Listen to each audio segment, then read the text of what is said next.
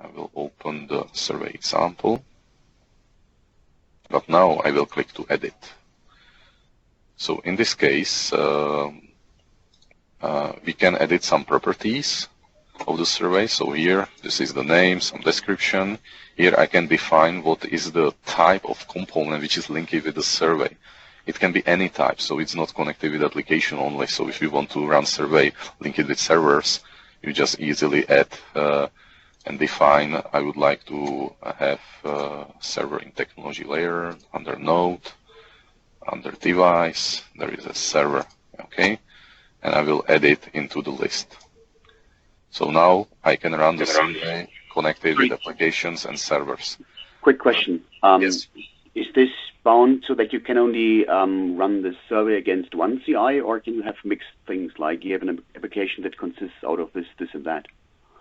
The survey is linked with some artifact type or artifact types. So once you start the survey, you will see the table of the assets that you define here, and you can select which one you would like to include into the survey process. Okay, good, great, thanks. Okay. The next one is the target contact roles, because if I open the application, let me open some existing application, for example, a SAC application. So here I have the definition. Here I can edit the contacts on the right side. So if I click the contact, you will see that there are multiple roles, like for example business owner, and I can actually link that the business owner of this application will be some specific person, or there can be multiple people, yeah, or subject matter expert architect. So I will define that Andy and Doris are the subject matter experts. So we can link specific stakeholders with the objects, and in the survey you can define what are the roles that should answer the questions. Okay, so you can define business-oriented surveys, technical-oriented surveys, and select which users will answer. The rest is not as important.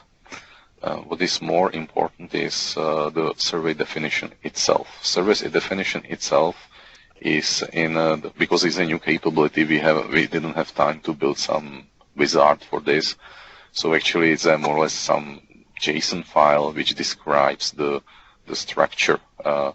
So in the beginning, you define some internal properties that will be used for the calculation, but you don't need to. It's optional, of course.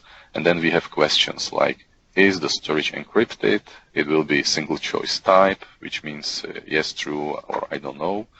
I can define the aggregation operator, which means that if multiple people will answer the question, we will use average in this case. And in case that we answer true, the score is 50. In case it's false, it's -20.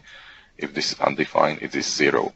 And you can define, this is the scoring mechanism. Of course, you can link the specific entity also with property, like here, enter the recommended memory required.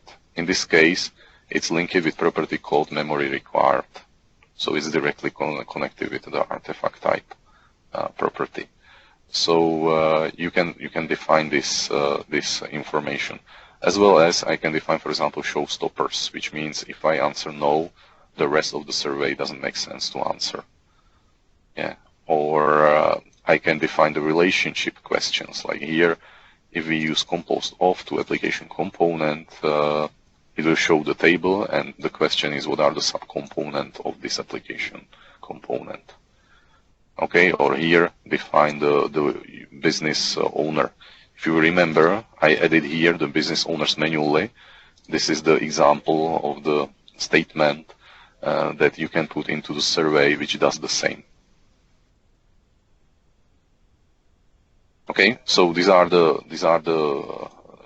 is the way how you can build your own surveys. Of course, I can build my own survey, new one, which I link with, for example, servers, and define questions like what is the actual SLA of the server, what is the, I don't know what, operating system if we don't have universal discovery, up and running, and so on. And based on this, you can capture the information from the existing people.